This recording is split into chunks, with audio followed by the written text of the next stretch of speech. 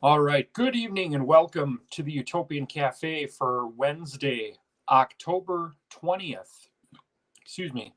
Just enjoyed some Taco Bell. I'm not going to lie to you. Uh, Sometimes we're late on this show, and sometimes we're 54 minutes early. Going early today. Um, just took out the garbage. It's really nice out. I want to get some reading in before game two. Game two is tonight. The Utopian Baseball Universe Championship Series, the Cincinnati Reds and the Atlanta Braves from Turner Field. Johnny Vandermeer versus Greg Maddux, 6:30 Central. We're going to get going right away tonight. I want to address a couple things before we see tonight at the game. Number one, if anyone's watching this and ever just doesn't feel right mentally, physically, emotionally, act on it immediately. Don't wait till tomorrow. Do it today. I had a tiny scare this morning at work. I think I was able to pinpoint the cause, but I woke up about 4:30 this morning feeling normal, but a little bit rushed. I had to get to the store by 5 o'clock today. Our truck was delivered this morning, and almost immediately after starting, I felt off. I was sweating almost instantly. Usually it takes a couple 20, 30 minutes to build up a good sweat, but I was sweating. My heart was racing. I felt dizzy. Um, my equilibrium was off. I felt like I wasn't right. And I acknowledged it right away. I would take, 5-minute rests every about 20 minutes or so.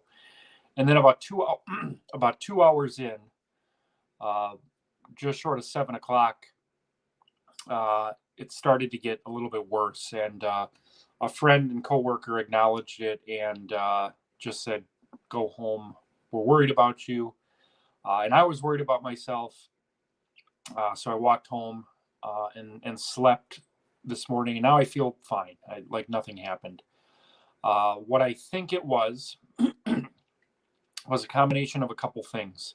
This has happened before, but I woke up immediately at 4:30, and I made a poor decision as far as what to put in my body. I had a Bang energy drink, which I've had probably 2 dozen of those in my life, but I think putting that in my body too early, I think had a bad reaction on me.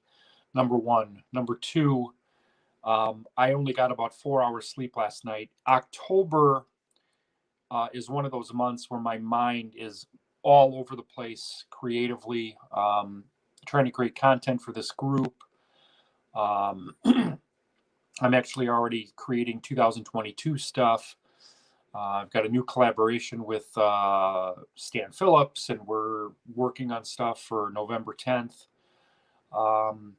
And I just think sometimes my body has a hard time catching up to what my mind wants to do. All these things I want to get done.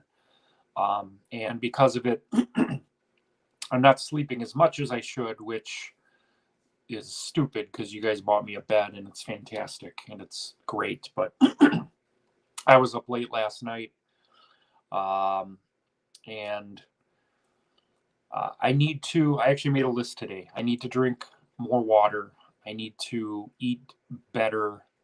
I mean, I'm losing a lot of weight with this new job at Dollar Tree, but I think I would lose more if I made better decisions with diet and hydration and things like that. And I need to get back to circadian rhythm.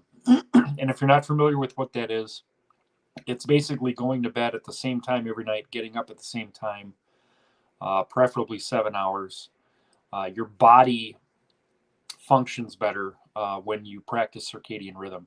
Not everyone will probably agree with that. Some people will get 3-4 hours sleep and say they're fine. For me and many others, circadian rhythm works, and I need to get back to that. And it's hard because I have a job where, um, especially on Wednesdays, the hours differ. And then I also have a job at home where I could be up late at night. Actually, last night, my patient was up at about 2 in the morning, and that kind of kept me up a little bit. So it's hard, but ideally, I would like to get back to circadian rhythm, drink a lot more water, and make better decisions about what I'm putting in my body as far as food and supplements go. So just wanted to say that today, because if I can help anyone else, today was a little bit of a scare, and we're fine now. Looking forward to tonight and tomorrow and whatever the future has in store. It's Keith Hernandez's birthday, and I want to share, I probably shared these stories in the past. I've been able to meet him twice, and I want to tell you about those meetings. The first time I met him was very informal. I actually said to the usher, I said, I see Keith Hernandez up there. It's a Thursday afternoon. And I had just written my book, so this was probably 10 years ago. And I said, I just want to get him a copy of my book. I won't bother him. He's like, he really doesn't like to be bothered. And I said, I just want to toss him my book, and that's it. And he said, all right, don't let him know I let you. And I started to approach him. And now I've learned since then that you don't call him Mex. He's actually not Mexican. He's Spanish American. That was his nickname as a player, but he doesn't use that anymore. He doesn't really like being called that. So I can probably see now why he didn't really respond too warmly to me on that day. I said, hey, Mex, and he looked down, and I kind of showed him the book, and I tossed it up to him, and this is what he did. He went like this.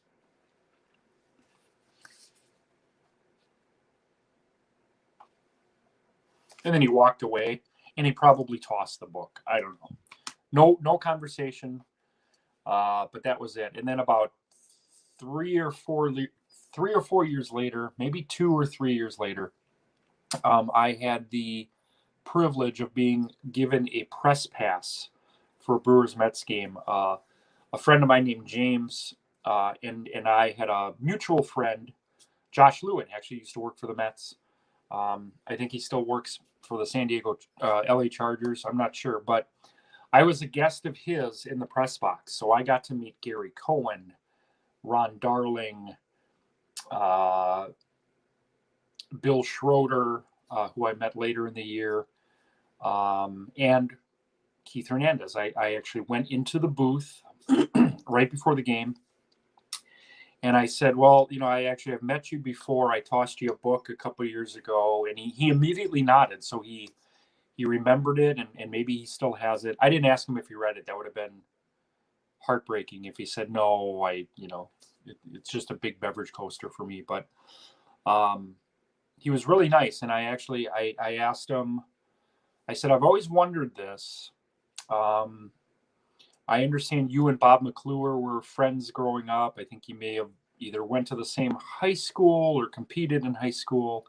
And he immediately nodded. He knew what I was going to ask. In Game 7 of the 1982 World Series, Keith Hernandez got a single off McClure it was either to tie the game or to take the lead. And I asked him, I said, I've heard stories about this. Did you know it was coming? And apparently when they were kids or, teenagers, young adults, Keith Hernandez asked Bob McClure what he would throw him in different situations. And he remembered. And apparently it worked, because in 82 we got that hit off McClure. It was a great conversation. Keith Hernandez is my all-time favorite Met. He's probably in my top 5 all-time favorite players. He might be number 1. I don't know. I mean, I've never really made a formal list about that. But it's his birthday today. So Keith, Mr. Hernandez, happy birthday. Happy birthday to Kyle Zweig. If I'm saying that name correctly, is it Kyle? Is it with a long Y? Kyle and I are in a daily chat. I've never formally met him, but we talk baseball, politics, pop culture. Happy birthday to Kyle. So again, game 2 is tonight. Reds and Braves from Turner Field. Johnny Vandermeer versus Greg Mannix. Should be an excellent game. 6:30 Central. Braves lead the series 1-0. Won last night 7-3. Tomorrow's a day off in the universe. We will have a Utopian Cafe. That will be at 5:30 tomorrow. But again, I don't know. Maybe I need to take a page out of Stan's book. Stan does a lot of great content in this group and in his, but he doesn't commit to specific times. And maybe that's the way to go, because I said 5:30, wanted to do it early today to get some reading in. I know for scheduling purposes, I think that makes sense to try to commit to a time, but